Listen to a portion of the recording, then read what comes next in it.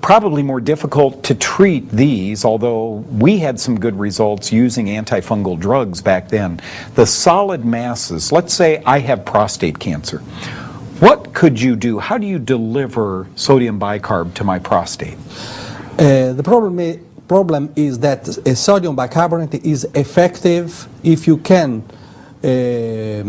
put in contact the sodium bicarbonate with the cancer. Okay. So you have to reach the cancer directly in the depth of the organism. So if you want to reach the prostate cancer, you have to locate before a catheter in the artery, the potenda artery or hypogastric artery that reaches the prostate. Then you can administer through a port cat connected to the catheter the sodium bicarbonate directly to the prostate and kill fungi, because the concentration of the salt is very high, because you used the artery that is directly feeding the organ. So it is important for the prostate, for the liver, for the spleen, for the kidney, and other organs, internal organs, to locate catheters. Instead, for the cavities, pleura, peritoneum, you have to locate a transperitoneal or a pleural catheter to reach directly the colonies. Have you seen the white lumps? Yes. If you wash the pleura, I have the result after 1 week. After 1 week, I can show you, all the pleura was red, and the lumps disappeared in 1 week. The pleura is amazing how it regressed, the cancer in the pleura. So this is a pleural cavity cancer. In those cases, catheters are needed. I can see a whole new business being developed by making catheters specific to this. One thing that overwhelms me as you're talking is the safety and the simplicity of this. Can we talk a little bit about the way I ended the last segment? We have surgery, probably a good idea. If I had a lump in my body, I'd probably have it taken out. But in America, you have to sign, once you get the lump out, that you will take chemotherapy and radiation. As I referenced, I don't need to. It's all over the United States. It's in the medical journals. Chemotherapy and radiation are carcinogenic. They can cause cancer. This therapy that you're talking about, sodium bicarbonate delivered via a catheter to a tumor site, where's the harm? It seems very, very harmless. They're not potent, dangerous medicines. No, it's not dangerous, because there is a remote possibility of infection. But there is the life on the other hand.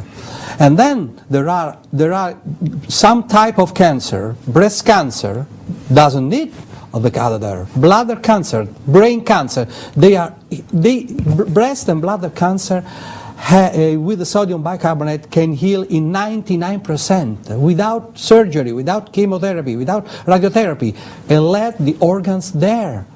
Softly you can remove the cancer just with local infiltration or ureter catheterization. So it's very simple. It's a harmless. This is amazing. You're saying a urethral catheter can deliver sodium bicarb to the bladder. Yeah. Are you saying with breast cancer, a little incision, squirt? 6 days, everybody heals. 6 days, the breast is spared. I don't know why you don't try. Have there been...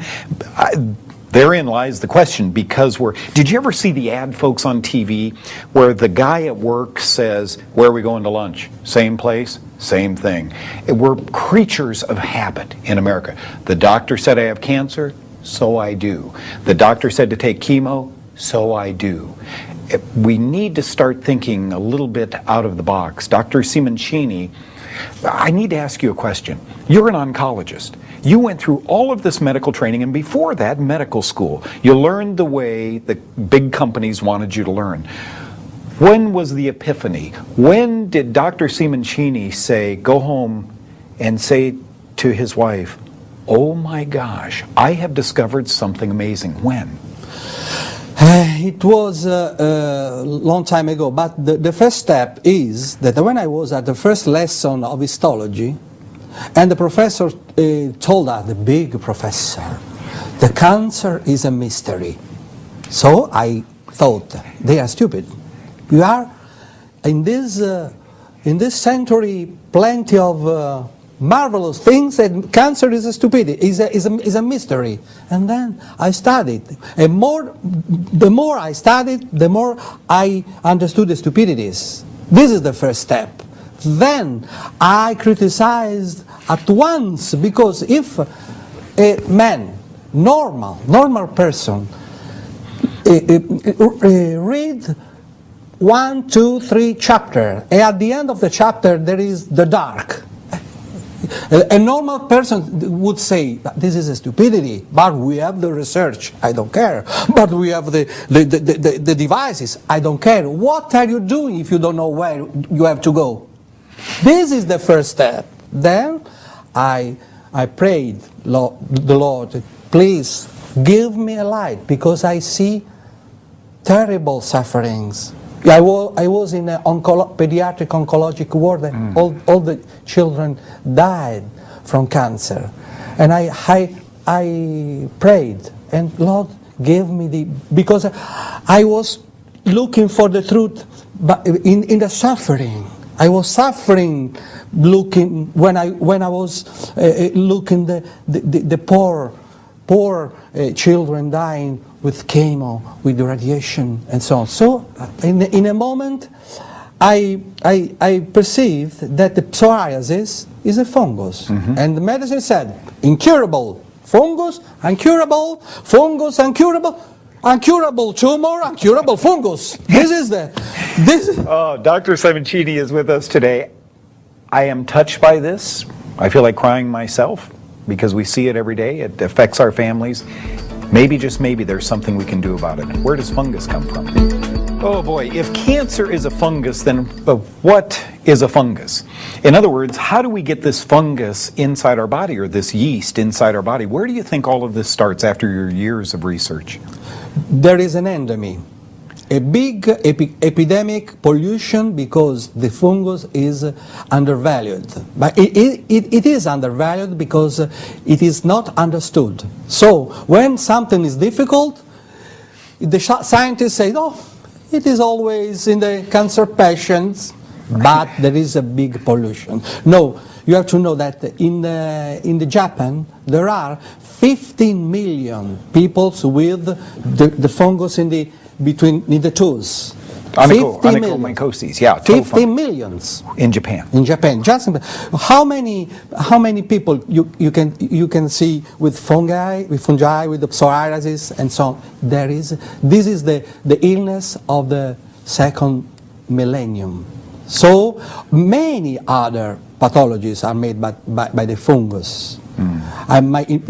Multiple sclerosis. I agree. We have published that. Lateral sclerosis,